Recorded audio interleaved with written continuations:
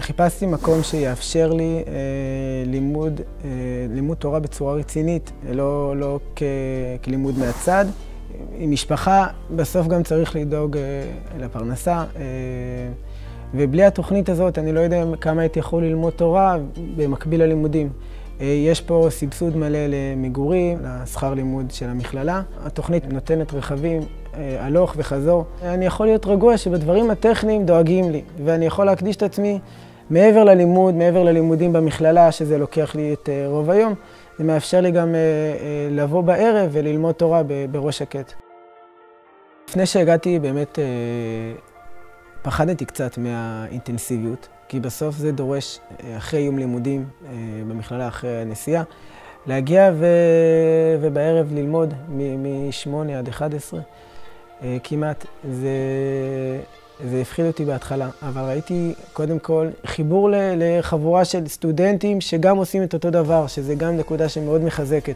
אנחנו לומדים ביחד, אני רואה שחבר'ה מגיעים באמת בתוך אהבה ללימוד. זה נותן כוח, החבורה הזאת, הלימוד הרציני הזה. אשתי שמחה בזה, למרות שגם היא בהתחלה קצת פחדה.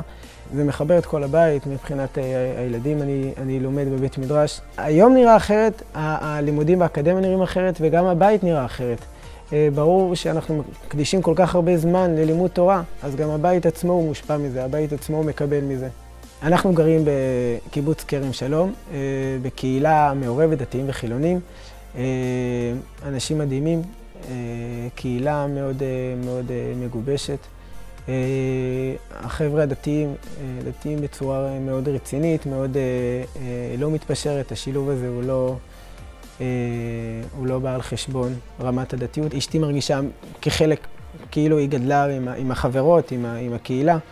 מי שעכשיו רוצה ללמוד תואר והוא החליט שהוא עוזב את הישיבה, אני ממליץ מאוד למצוא מסגרת כזאת שמאפשרת ללמוד תורה בלי פשרות. אני חושב שהתוכנית הזאת היא מדהימה לאנשים שרוצים לצאת לעולם המעשה ולהישאר בקודש. השילוב הזה בין אקדמיה בכל הכוח, בלימודים והתמקצעות בכל הכוח, ומצד שני גם לימוד תורה בכל הכוח, בצורה שדורשת ממנו להיות אנשים גדולים.